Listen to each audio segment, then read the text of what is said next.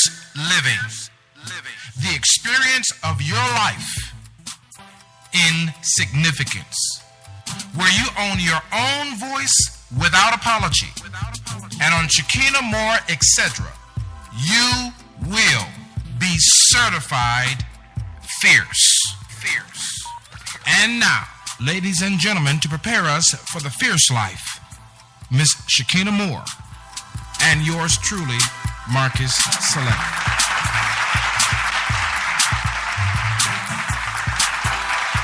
Ladies and gentlemen, thank you for joining us for our new show right here on SIBN Radio. Miss Moore, how are you doing today? I am absolutely ecstatic, out of my mind. I'm on cloud nine. I'm so excited about our first show and really helping these women to live that fierce life. How about yourself? I'm doing so fine. I think you are deserving of another round of applause. Ladies and gentlemen, we have Miss Morse, the fierce lady, on radio. We are so excited and appreciate all you guys that have stopped by live as well as on demand. That's right. Get excited because it's time to go from blah to fierce. I felt that right there. Yeah, so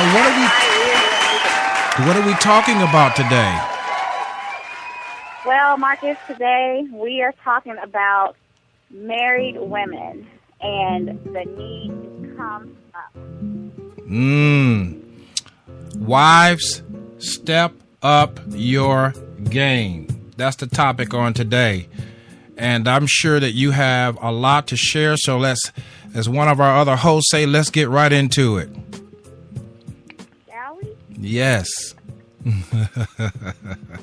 Well, Marcus, one of the things that really, I believe I'm qualified to speak about is the married life. Mm-hmm. And I know firsthand all of the things that women are having to do, especially in this day and age, and particularly in this economy. But there are a lot of misconceptions out there that really are holding us back and keeping us from really having relationships that are tightly knit, where we don't have our men having roaming eyes and having to look at other women. They should not have to look out of their own household, to see some fine specimen. Mm-hmm. And I think that because we're faced with so much, and all of these things are valid. We're working more out of the home. Sometimes our husbands are being laid off, and we're having to pick up the slack in some cases. I mean, there are a lot of reasons that are all valid, but I'm just noticing, is it me, Marcus, or no, maybe it's just me? You know what? You are absolutely right. It's a very, very great topic to talk about because, the men need to do the same on a different show, of course. That would be a show that I would lead out. But when women step up their game, men are in awe. I'll tell you why. My wife, varying things turn women on in marriage and otherwise. But my wife grabbed me the other day and she started rubbing on me and started, and I was like, what's up? and what's funny is, when women see their men operate in a certain light, when they see them going forward, however that is, whether it be with power, balance, modesty, determination, I suppose it turns them on because it's like, well, what's going on here? You feeling okay?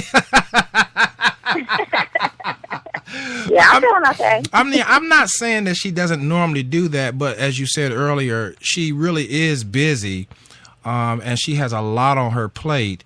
And I try to make that time to listen to her and find out what's going on the job and, her work life and her friends and so forth and so on. But this day, just out of the blue, she just, and this wasn't a bedroom thing. It's just a hug and a kiss. And she was telling me how much. And so I think, to your credit, she was stepping up her game then. And as sophisticated as I thought I was, I took a minute to get it, That's awesome, because a lot of men don't now. Well, yeah, now that's a whole horse of a different color because I mean, really, I mean, men are attracted by, I would say this, men are attracted by what they see. Women are attracted by what they hear. But I think what you're saying is that when a woman who is committed in a covenant relationship steps up her game, what's going to happen, spiritually speaking, if that man is on track spiritually, you can bring him back into focus, because men are very simple. Women are more sophisticated than men could ever be. Men are more black and white. Women can fill the gray areas in and lead you to the trough so that you can have fresh water. So it's up to the guys, of course, to want to drink that water. But to your point, she was stepping up her game right then and there because she can. Because she knows that, hey, this guy, I stepped up somewhere. I just don't know where I stepped up at.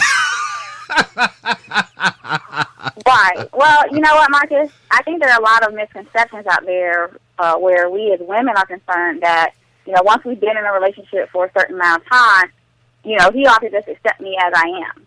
It's like this kind of flippant attitude that, well, so what? I had your children. I did this. I did that. I laid on table.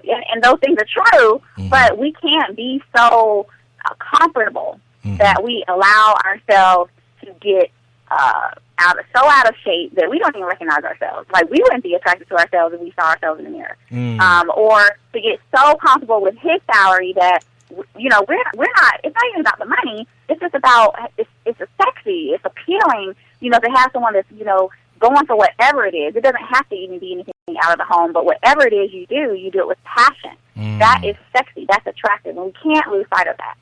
I think that's the issue, though. So many people have their passions rooted in other places. And so Job even said when he was going through, I'll make a covenant with my eyes. And so all men, if they were to be truthful, they would have to make a covenant with their eyes daily, weekly, monthly, yearly. This is something that men struggle with. Some men have less discipline than others. But to say that, you look out on the horizon and there's this pretty woman. And I always tell women, too, that men have an instinctive observance. In other words, the man can be minding his own business, walking down the street, and then turn, and there she is, because he has instincts to locate beauty.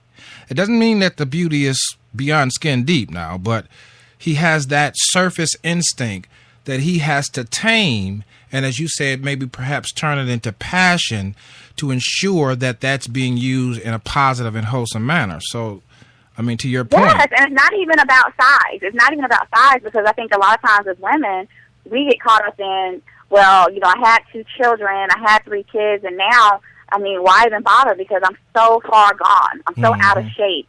But the thing is, there are a lot of men that love thick women. Yeah. It's not about the size. It's about the energy that you put into your looks, that you say, you know what, I'm going to fix myself up because I do better when I feel better, and I feel better when I look better. You're going to exude that, and so you're going to attract that same type of energy back. And so that is what I believe, and, correct me if I'm wrong, Marcus, you're a man. I can't speak for you, but correct me if I'm wrong now. Men love that confidence. That fact, the fact that you put the energy into fixing yourself up and looking your best. Well, one of the big myths about men is that we do not have hormonal issues. Men do. Another big myth, and we won't talk about it today, but men have a time of the month. Believe it or not, they may not go through the same thing that women go through, but if men are not on target psychosocially and physically, and if they're not disciplined, that time of the month for men will be a wandering time. I need some help right there. And so, really? Yes. And so those who are in covenant know, the men that are in covenant know that they have a time of the month because they know when their wives come off their cycle. I need some help. But guys who are not married, because they're wondering so much, they never even thought that they have a time of the month when they are more attractive and more, I don't want to say fertile, but that could be a possibility as well. But yes, by all means, if it's good for the goose, it's good for the gander. Men go through something too, but they have never been taught to channel these energies in a wholesome and positive manner. And that's what becoming one really was supposed to be about. But as you and I know, both culturally speaking, we are far from the mark on that. Yes, we are. Yes, so let's go to a quick commercial. Listen, you guys are listening to the Shakina Moore, etc. show. Shakina also is an author, an educator, and we'll talk more about that as the show continues. We appreciate you guys stopping by. This is Shakina Moore, etc. Stand by.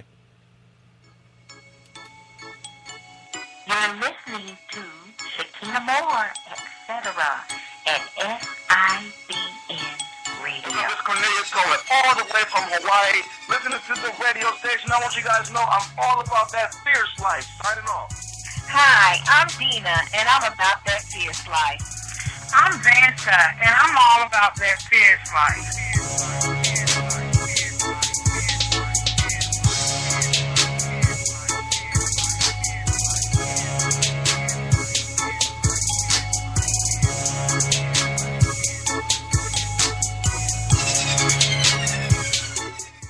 All right, we're back here for a little bit more of Wives Step Up Your Game. We have the Honorable Shakina Moore, host of this brand new show on SIBN Radio, and of course yours truly, Marcus Salette, aka the Coach.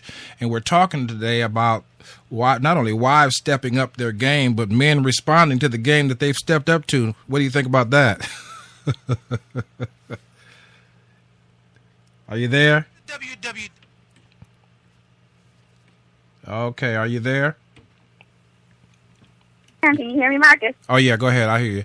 So we're talking about wives step up your game. We do need to step up. Yes. And you need to step up. Yes, that's true. This is true. But I want to ask you a question back to what you were talking about. Why do we as men have so much lack of discipline? I think that's part of what it is. Even in covenant relationships, love is an act of cultivation, isn't it not? You there? Well, I think you said it yourself. Mm-hmm. You said that men are pretty much driven by what they see. Mm-hmm. And I don't think that's any excuse by far. I'm not saying, that's an excuse, but I do believe that men, by and large, are really driven by what they see. Mm-hmm. We as women, we're more emotional beings. We tend to, if we're going to, for example, say a man and a woman is having an affair. Most Mm-hmm. times, the woman in that situation, she's in it for the emotionalism, Yes. how that makes her feel. And usually the man, is very much in infatuation, and, he's like, wow, I'm not turning this down. This is an opportunity really to explore some of the dreams I've been having.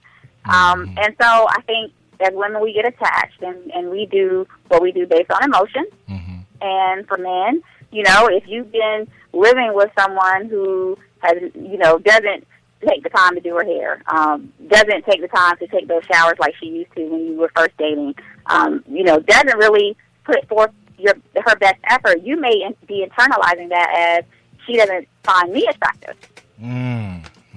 Because if she did, wouldn't she put forth the effort? Wouldn't she want to look good for me?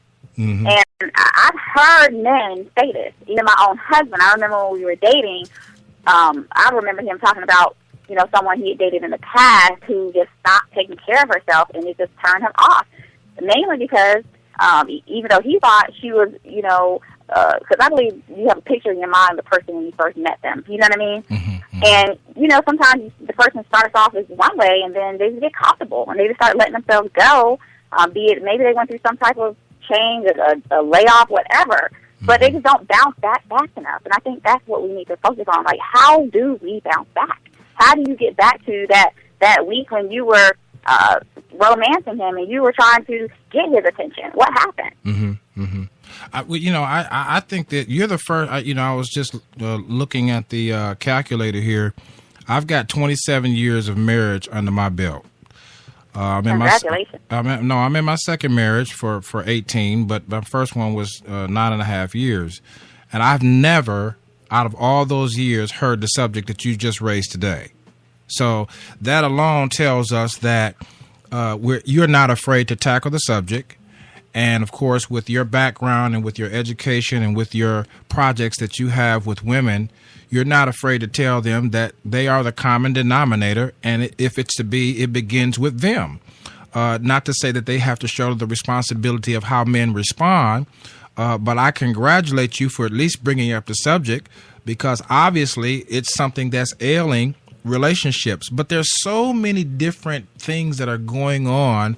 I like to point my energy back to what you're saying is about how passionate are you about relationships. At the end of the day, an affair has got to go somewhere. You know, at the end of the day, lust will end up being a bust. You know what I'm saying? So you have to be mature enough to look past the right now moment. Unfortunately, a lot of guys, they struggle with that sensational, sensual, I want to fulfill the moment, and not necessarily find the passion to continue covenant. I don't know if that made sense or not. But you know what, though, Marcus? It does make sense. But here's the thing, and I can talk on I can speak on this because I have been married for 12 blessed years. Has it always been, cupcakes? No. Mm-hmm.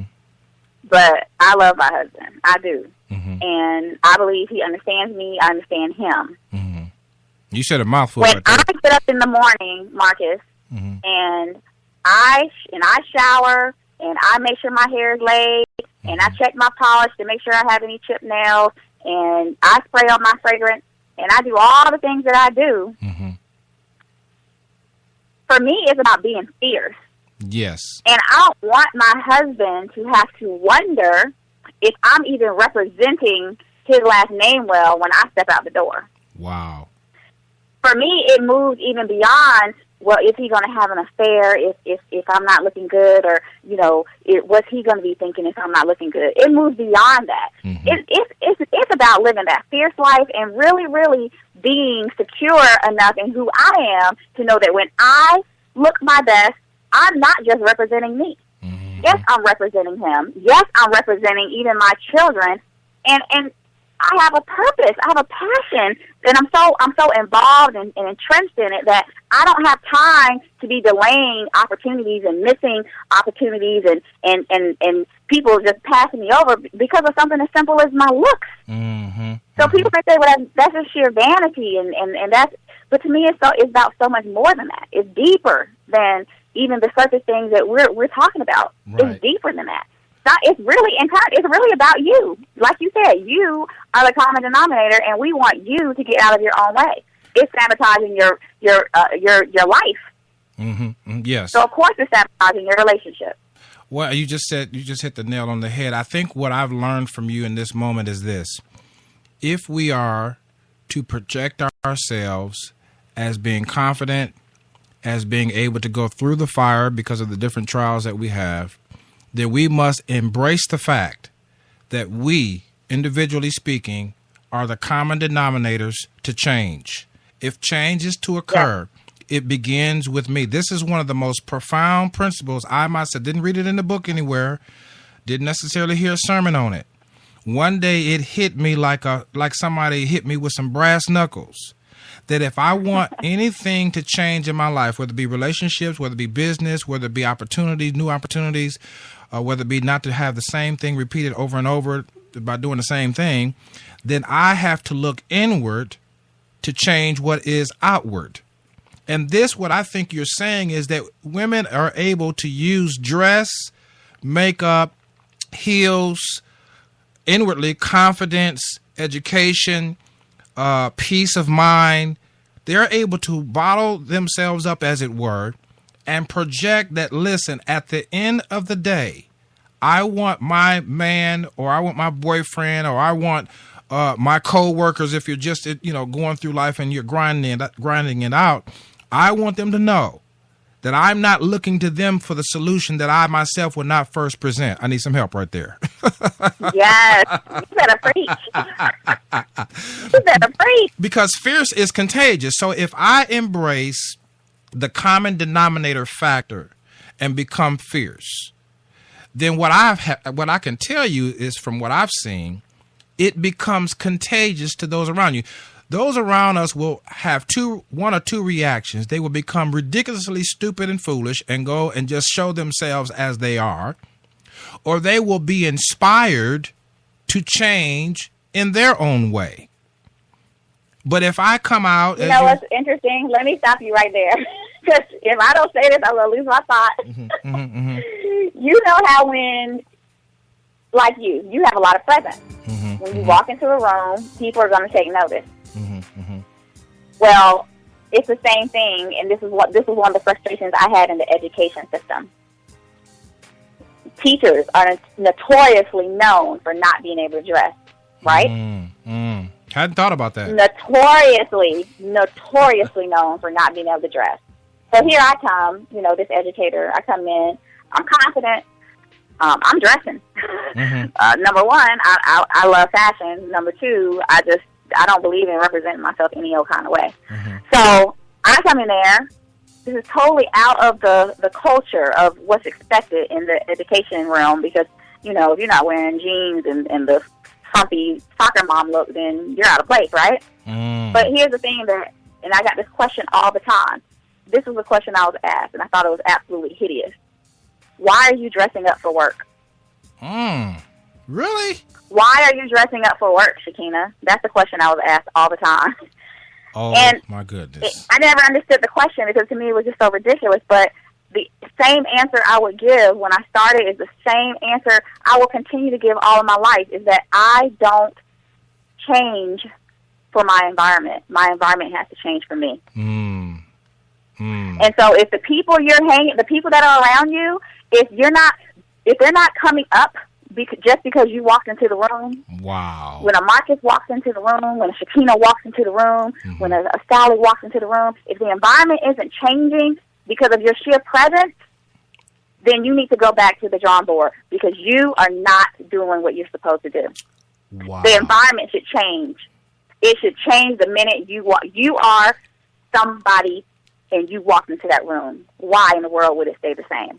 Well, and so it was a compliment. I learned to know it was a compliment, Marcus. Well, it is a backwards compliment because the folks that were looking at you didn't know what they were looking at. They were looking at life, Life, okay? But, a lot of people are not living. But, change is an agent. The moment we decide it does not just affect us.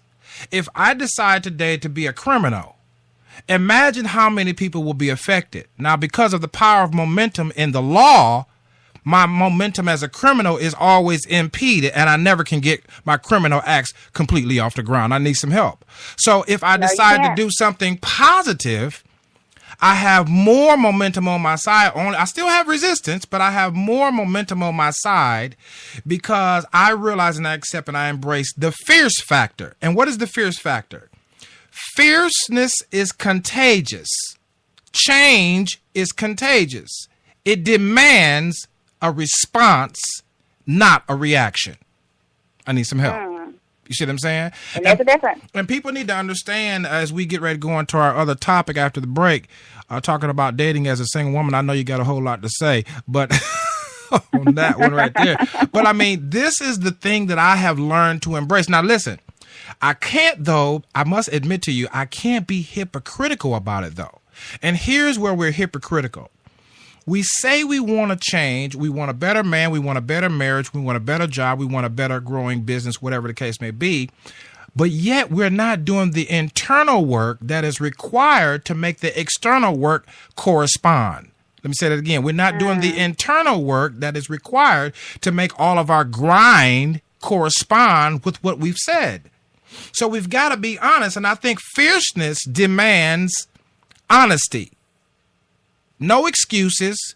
I like what you did one time we were talking, and we were talking about something, and you said, well, it's because of this, and this. And then the statement that you made after that was, and all those excuses are validated. But if you're going to go from blah to fierce, you got to decide, what am I going to do? Am I going to lay down on with these excuses, or am I going to get up, dress up, and live my life? What you think? That's right. We're going to take a small break. You're listening to Shakina Moore, etc. And when we come back, dating as a single woman.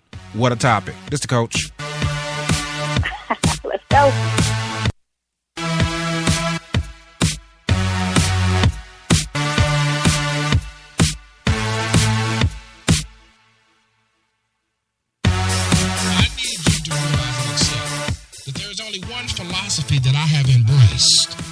under the Coach's Corner's umbrella. And that is that we are the common denominator in every situation. So I can't blame them, they, her, and him. I am stepping up to the plate, and I realize it's all me. Not that it's all about me, but it's all about the legacy for those that come behind me to achieve a height of success that I can't even imagine. This is called the transgenerational shift of mindsets, that we may propel ourselves into the generations that is to come and tell them, I won't leave you a mess that you have to clean up, but I'll leave you a principle-centered life that you can celebrate and catapult into more success. Join me on the Coach's Corner at www.415-96radio.com. That's www.415-96radio.com, and follow me on Twitter. That's the only way you can keep up with the coach. That's right, DCC is in the house on SIBN Radio. Tune in. All right, we're back here. We're talking about the fierce life in the variety of ways. Stepping up your game, wives, women stepping up your game as a single woman. And we're talking about dating. I'm going to step back now and let you just do your thing. Let it do what it do. Okay. Well, Marcus, we're talking about dating because we know that single women have some opinions about married women. And I have had the pleasure of talking with some single women and finding out some interesting things that they think about some of the practices married women show them. Because, you know, people are always watching you. They're always sitting back and they're checking you out.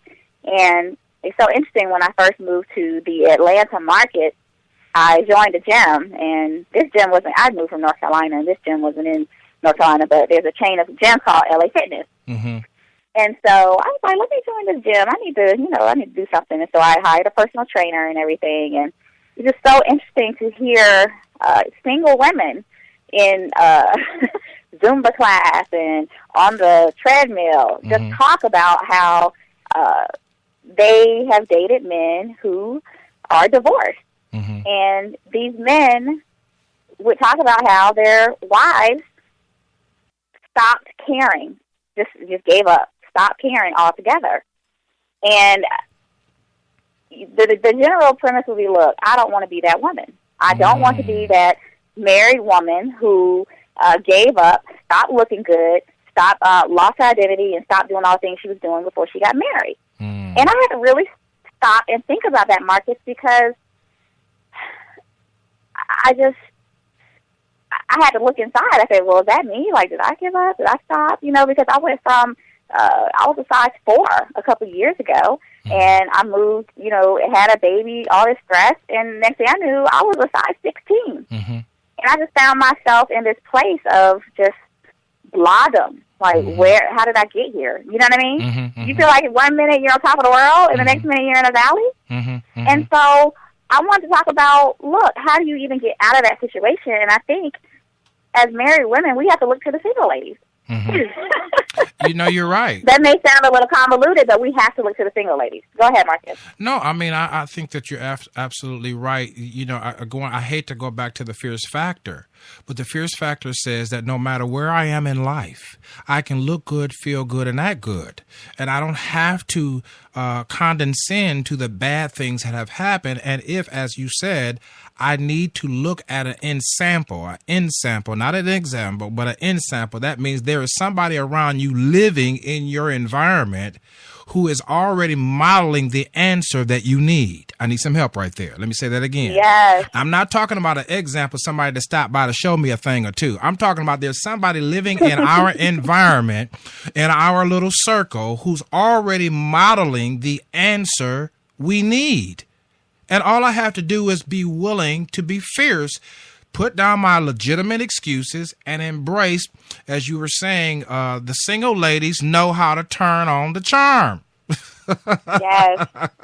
And we have to really tap into that. I mean, you're right. If someone is doing what you can clearly see is where you want to be, then why not just, model after them. See what they're doing. Watch them, because they're watching you. And I want these single ladies to see great examples of married women doing their thing, but not being so busy that you lose sight of home. Right. Take care of home. You know what I mean? Right. Well, this is... So it just gave me this. It put me in a place of introspection where I said, you know what? I got to do more for me. Because I've always been a driven woman. I've always been a successful woman. I've always just I've been proud of myself.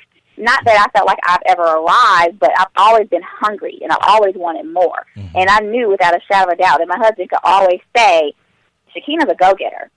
But I also want him to be proud of, how I looked as well. You know what I mean? And when I was in that valley, I tell you, when I moved here, Marcus, I mean, people from home recognize me because I like dressing up. I like nice things. I like girly things. And I was just like, I don't care. I'm just like, I don't have any friends left. I don't this, I don't that.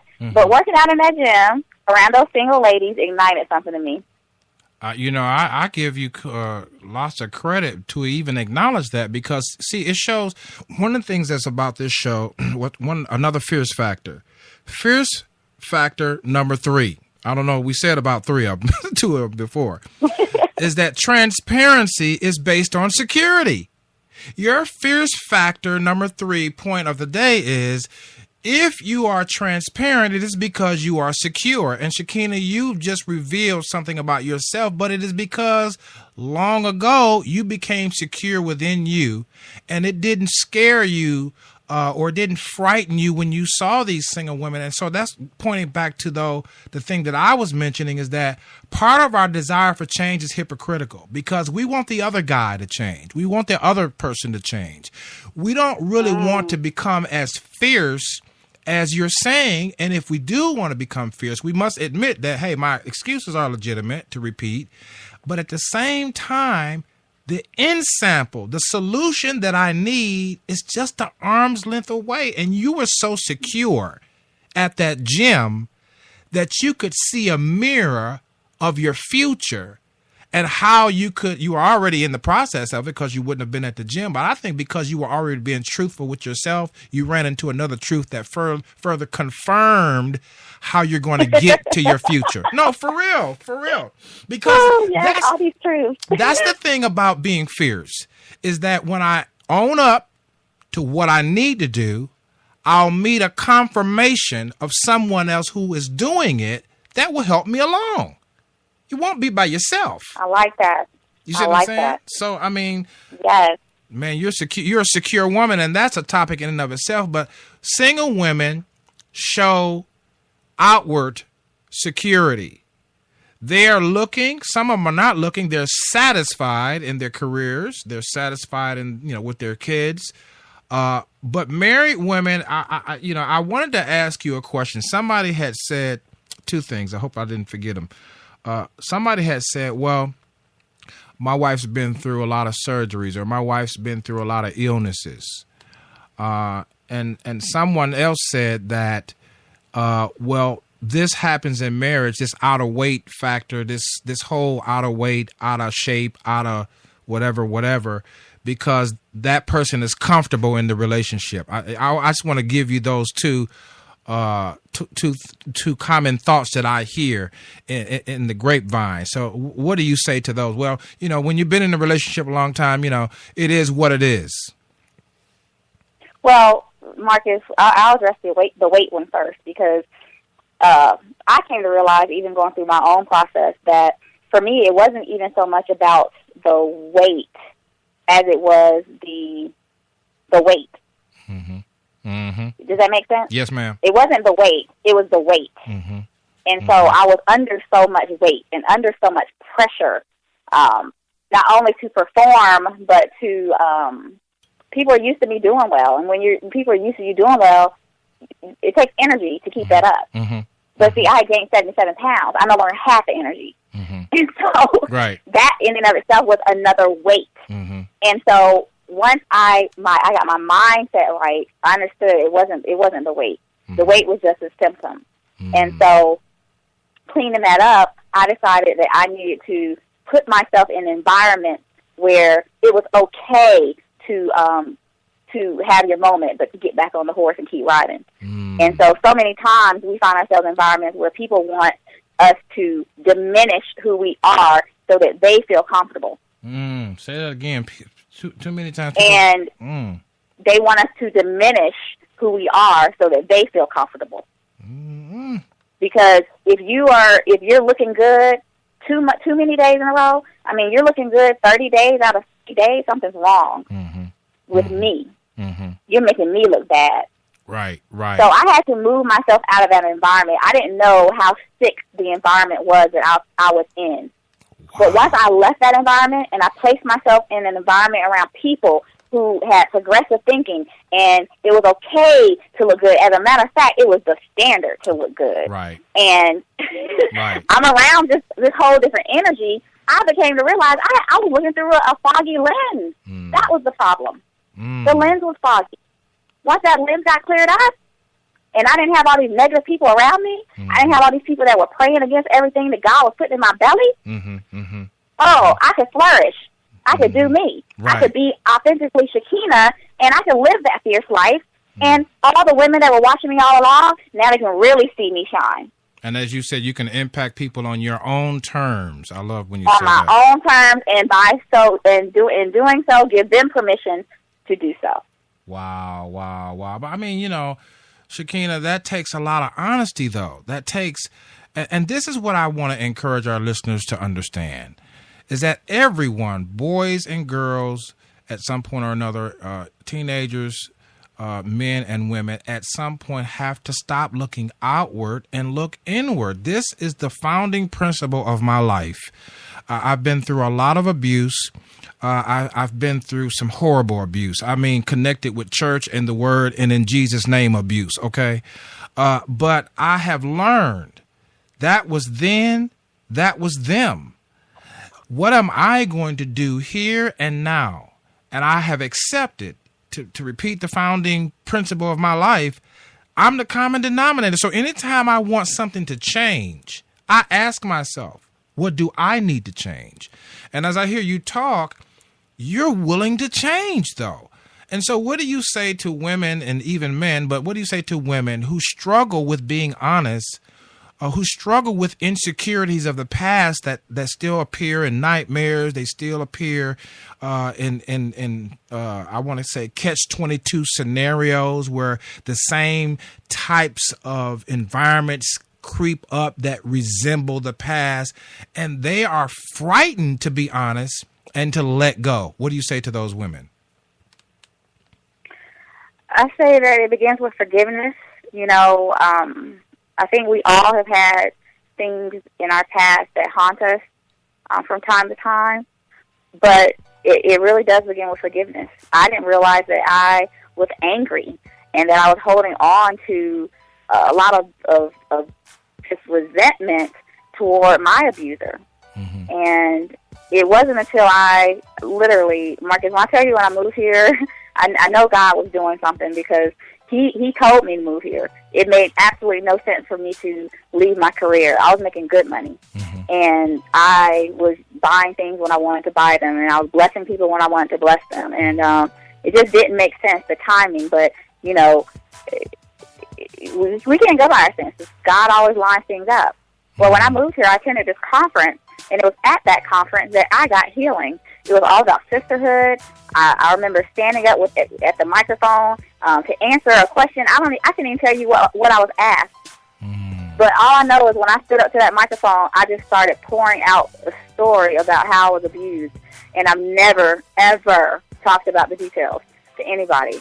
And to have a whole room full of women that, number one, I was in an environment where I just felt so safe to open up and speak on it. That's never happened. I've never been anybody's maid of honor at their wedding. I've never been that woman who, I've always had it like, oh, I'm intimidated by Shakina. You know, I don't know if I want her in my circle. She may make me look bad. Mm-hmm. That's been my whole life. Mm-hmm. And so when I found myself in this situation where I was around all these women and it was such an energy of sisterhood, and I was able to just open up about something so personal, it was like, wow, like I really did that. And I tell you, Marcus, from that point on, it was like forgiveness just oozed out of me. And so many women at the end of that conference came up to me and shared with me and opened up how they had experienced something similar and had never talked about it, had never found peace with it. But when I released, for whatever reason, it allowed them to release. And it was at that moment that I knew that I couldn't hold on to things like that because I was not able to fully walk in my own personal power because someone else had it. Wow. And so as long as we hold on to those things, we can't live those fierce lives that we were destined to live and impact the women and the children and whomever we're called to on the level we're called to because we're holding on to the past. And so I don't know who that was for, but I just encourage you to let it go. Forgive and let it go so that you can fully begin to live life as God intended. And when you make that decision, and that's all it is, it's a choice, things will begin to turn around for you. You will begin to notice that, you know, I'm noticing people are coming to me with different opportunities. I don't know that since I've been living here, a week has gone by that someone hasn't asked to partner with me to do something. I want to write a book with you. I want you to be on my TV show. I want to feature you in my magazine. I want you to have your own radio show. So opportunities will come your way. God will send them when he knows he can trust you because you released. And so that's where it begins. And, you know, as I was listening to you, I was thinking to myself that every wound has to breathe. There's a time when it's wrapped. There's a time when it's tended to, sewn up. But then there's a time when it has to be unwrapped. Then there's a time when the stitches have to come out. And now the oxygen, I don't know what it is. I'm not a doctor. But I can testify that the wounds need to breathe. And we have to know, though, I think the wisdom of what you were saying is that we have to know when to let the wounds breathe. And too many of us are running to church, and church is a great place, but you still got to live. And so you still got to have people that you can trust. And until you know that you can breathe in a safe place, you should learn to be quiet. One of the things I want to say before we go to the break is this. One of the things that I found out about my own life, and abusers talk too much. If you're talking too much about the wrong thing, about all your past business all the time, that means you still haven't let go. That's how you know you haven't let go. Because every time something comes up that could be new, you go back to the old situation that you went through. And so one of the things I had to learn how to do was just be quiet. Learn how, and that's the beginning of taking the bandage off, unwrapping, the stitches come out, the cast comes off. And then I learned, Marcus, you have no idea that the rejection you experience has so suppressed who I designed you to be, to use your word. I designed you to be so fierce that you don't have a clue. You wondered why the room changed when you walked in, but you attribute it to the past. I attribute it to the future. We're going to have to go to a break. Girl, this is hot. The embers are hot. The fire is hot up in the studios. We'll be right back, ladies and gentlemen. You're listening to Shakina Moore, etc. on SIBN Radio. We'll be back after the break.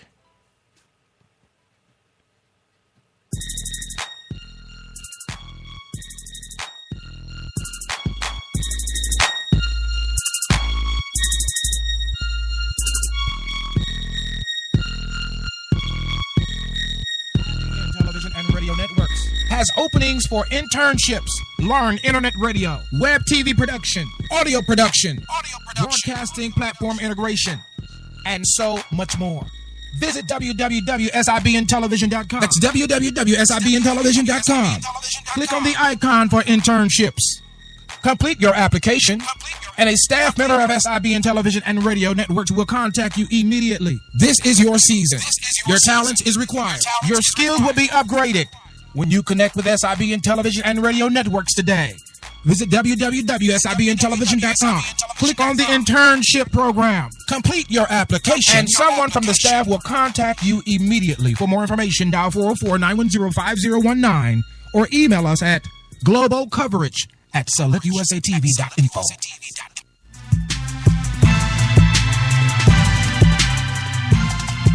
Responsible, accountable. Who taught you that? My daddy taught me that. That's right, the new book, all the way from Asheville, North Carolina, representing the legacy of Benny Lake, is Keenan Lake, the author of My Daddy Taught Me That, the book and the program for young men in Asheville, North Carolina, and throughout the region. Tune in to the program, the project, and the book at mydaddytaughtmethat.com. For more information, email lake@mydaddytaughtmethat.com or call 828-582-2261. That's 828-582-2261. mydaddytaughtmethat.com.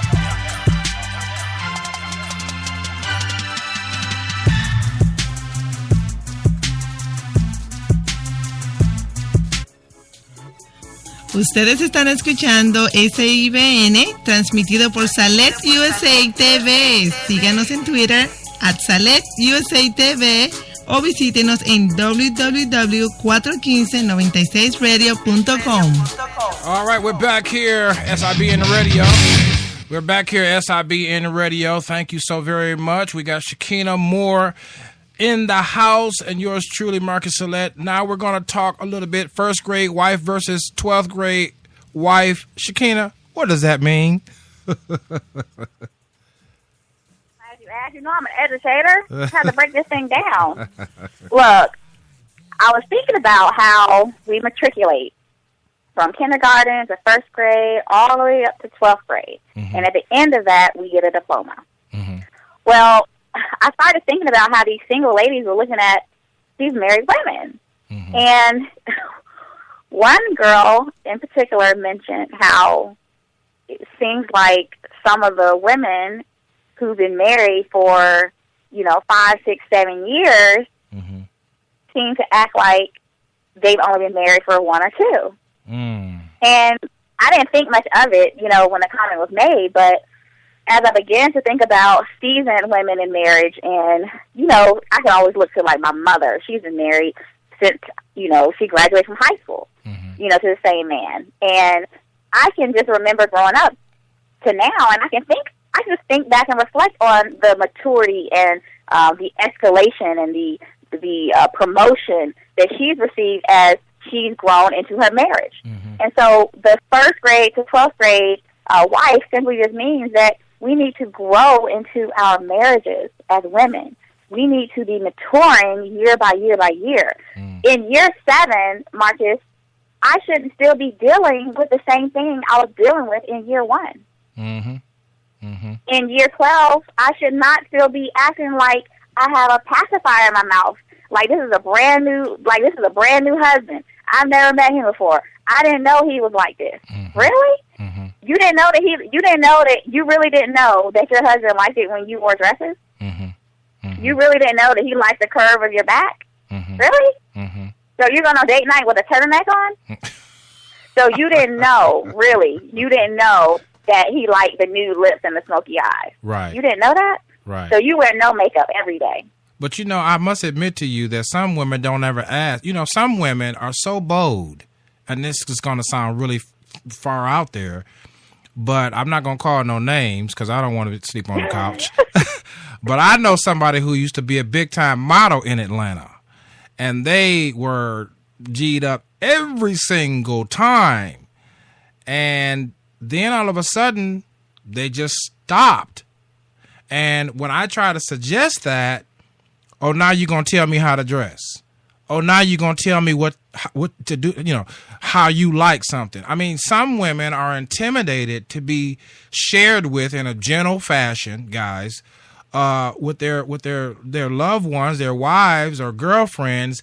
Hey, this turns me on. I like it when you wear smoky eyes. I like it when you know what I'm saying?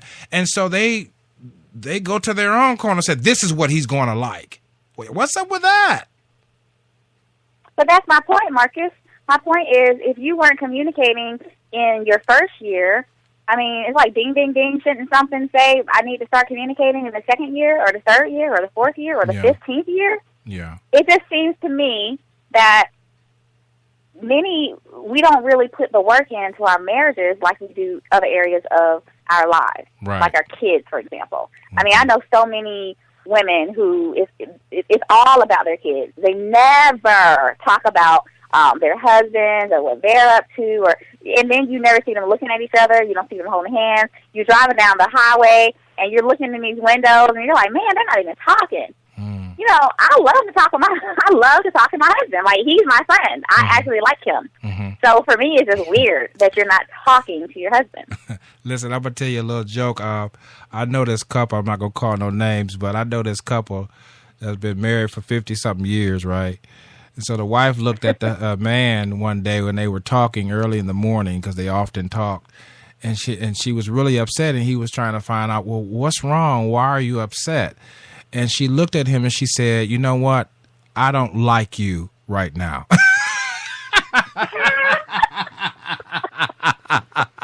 I ain't gonna call no names, but I'm just saying, you know, it's okay though to have those moments. I think what I've learned from you too is that we got to learn how to give ourselves permission to stay fierce. And one of the ways to stay fierce is that if you're having a moment, hey, okay, acknowledge it and then get over it, but don't deny it. Don't deny that you're not having a moment. You know what I'm saying? But yeah, that's kind of heavy. Yeah. That's heavy. Have your moment, but don't stay there. I mean, I'm talking couples that stay, like, you know, they don't like each other. They don't like each other. Right. Right. They don't talk. And then it's uncomfortable to be around them, you know, if you want to do date night or anything, because they're not used to talking. And so you're sitting there at the dinner table trying to do a couples night, and you and your husband are all chimmy, and you're looking across the table, and they're like two stones. Well, how does that, you know, since you brought it up, how do they recover from that? And a lot of women are wanting to know, you know, my husband is non-responsive.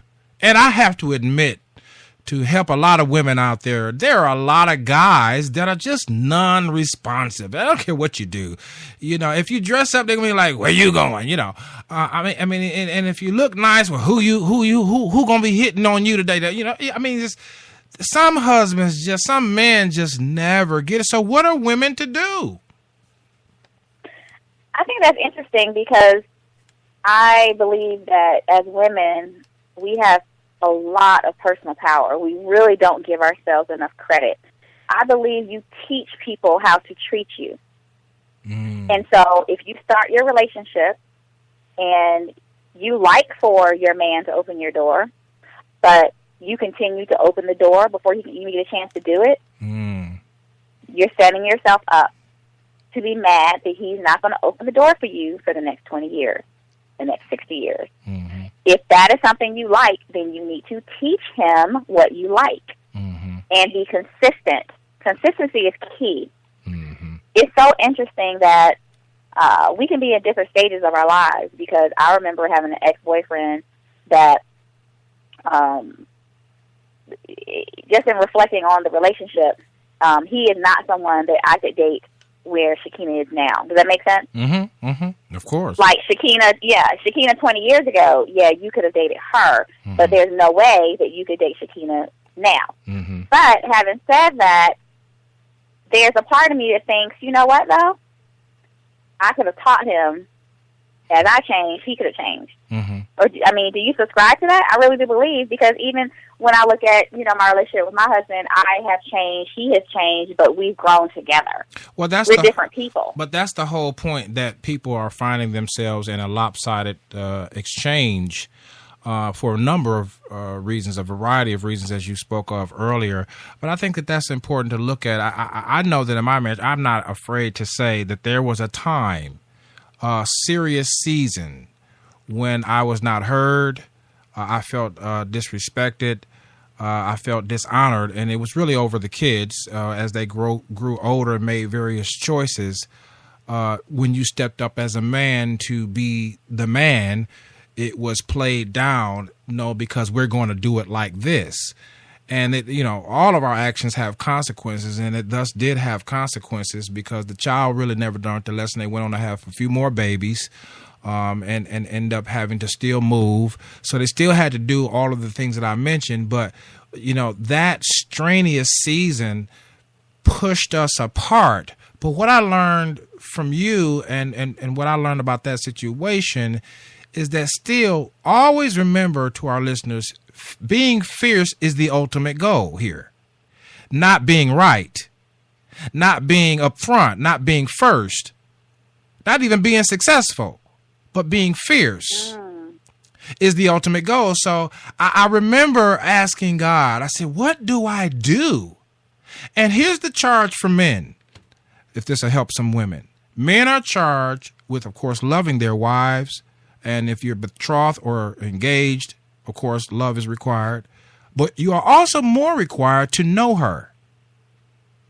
The way to stay in a relationship and to keep it growing is to learn her. To learn her ways, her attitudes, her mood swings, good or bad, her talents, and then encourage her appropriately. And women, your charge is to learn yourself. Because how can you present respect and honor if you yourselves do not respect and honor yourself? Take time for yourself. Take time to dress. Take time to bathe. Take time to do your nails. I was looking at my wife the other day. She had on pink. And I know she's a little sassy when she had pink on. I was just really messing with her. I said, "You a little sassy today. You got your pink on." But she looked it cute. I mean, that pink really kind of, I said, "I'm going to buy you a pink jacket." And, it just stood out. Because why? She took the time. And women that don't take the time, if you always clamoring after kids, you're not taking time for yourself. You hiding behind your children. And then you wonder why you don't have a man. I'm just saying. And there's some telltale signs. Like you can tell when a woman is so immersed in her, like she's made her kids her God. Because usually she has no sense of style. What is a sense of style? It means when I think of the way you dress, what is it? It fits in a certain mode. She has none. It's all over the place. Number two, she's still wearing clothes from a couple seasons ago. Wow. Number three, every post she posts on Facebook is about her children. She has no life outside of her children. She makes her children her life. It's not only her husband is probably not only probably been turned off for years. And her friends, they know it, but they're not going to tell her. We need another hour. Because we got a question and let's just go for a few more minutes. But we got a question. You want the question now, before the break, or after the break? Let's go ahead and get the question. Okay, let's bring that question up. We're gonna take a little music here and bring that question on up for you. Stand by for 1 second. Okay.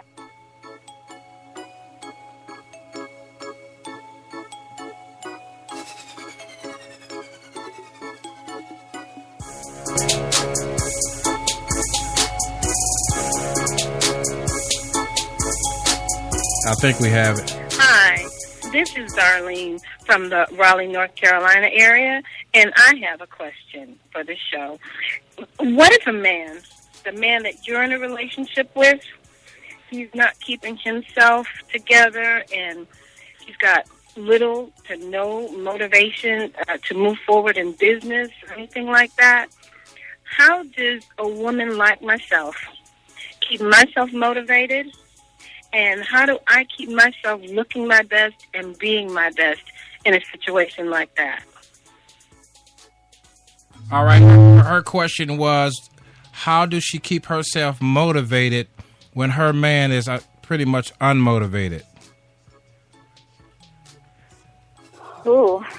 Well, as women, I know we don't like men that are not motivated. But one of the best things you can do is to stay motivated, because one thing I know about men is they don't like to be shown up. I know they don't. Men don't like to be shown up. That's good. So one of the best things you can do is stay motivated because it's going to ignite something in him. Mm-hmm. And believe me, he's watching. He's paying attention. He may not be saying anything, but a man doesn't have a fierce woman in his life and not take notice. Ooh-wee. And you know what? It is our job, too, as men, those who are in covenant relationships, to encourage that fierceness. I mean, you know, I had lunch with you, and you encouraged me. You didn't beat me down, and this is how you do the chopsticks, and no, that's not right. But you were graceful about encouraging a fierce step. And I'm talking about you did it with such class. You made it easy for change to occur. I felt that right there. Some pushed me right there. You know what I mean? And, you know, that's what we as men should do for our women. But that is really mind-boggling what you said, that a man can't have a fierce woman and not take notice, man. I'm going to have to pause and think about that right there. That's powerful. It really is powerful. But I just say that. Yeah, it's like a woman who has a 4 or 5 carat diamond ring on her finger. Mm-hmm. You know, all her girlfriends notice. Mm. You know they notice. Mm. You can't hide that. And so it's the same thing when you have a fierce woman. If she's shining and she's doing great things. I actually have more women who are concerned with that they're outshining their husbands. And that was actually one of the concerns I had. That I didn't want to be that person. I didn't want to be out front and like my husband not doing his thing. But what I found was I can't diminish who I am to make anybody else look good. They have to come up. Mm-hmm. And that's exactly what happened. Mm-hmm. And so, and now we're taking things to the next level. And so I just encourage her, the caller. Thank you so much for calling in. Man, and you know, the other thing I want to just give this point to educate women about men and women, the differences. Men are, I'm talking about primarily so. Because if I say this without putting a precursor in front of this, somebody's going to write us and tell us, what is he talking about?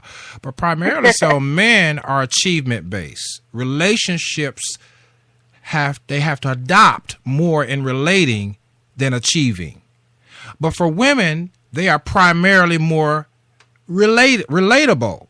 They are primarily more naturally geared toward relating, and achieving is secondary. Now, hopefully we won't get no bad emails, but what that means is that, as you said, that a man don't want his woman to outdo him, so he'll either step up or step out, okay? One of the two. But he can't just lay there and be blah.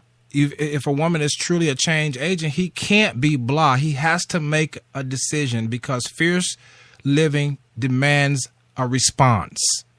So, ladies, a lot of guys out there, they you know, I found that midlife, if they're not achieving their dreams, their eyes wander more.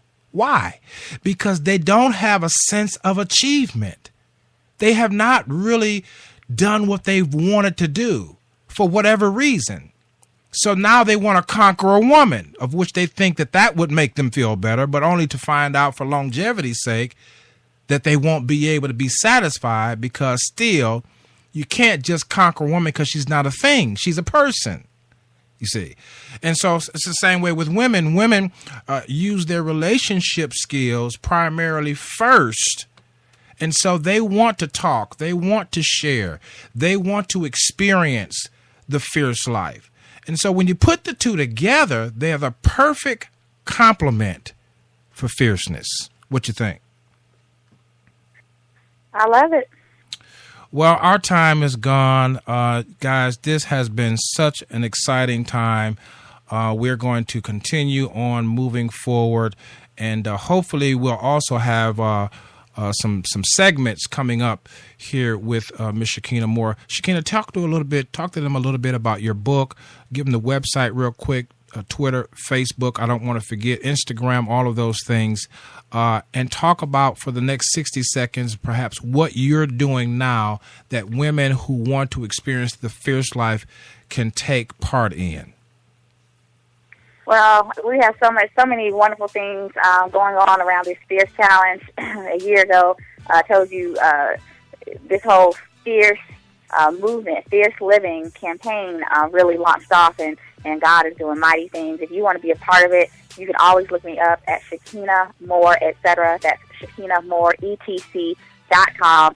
That's the hub where you can find everything you need to find from what I'm doing, where I'm going to be, what's going on. We have this Fierce Challenge at www.thefiercechallenge.com. If you would like to be a part of the next cohort, please sign up, please register. Lives are being transformed right beneath my nose, and I know that if you were listening to this radio show was for you, something resonated with you, you need to be a part of that next cohort. You can also find the book, Philosophy Fierce. It's a 30-day challenge of taking women from a place of bottom, a place of not feeling adequate, not feeling where you really belong, to a place of you can do anything that God has placed inside of your belly. So find us at thefiercechallenge.com. And once again, thank you all so much for tuning in. Thank you. This has been an awesome time, ladies and gentlemen. You have been just graced with a fierce conversation. Download it for your iPod or for your iPad and go back, review, listen, share your comments by all means. We appreciate you. Thank you so much, Ms. Moore. We appreciate you giving us the challenge to step into the fierce living that we were destined to enjoy. Until next time, ladies and gentlemen, this has been the Shakina Moore Etc. Show on SIBN Radio. Shakina, stand by.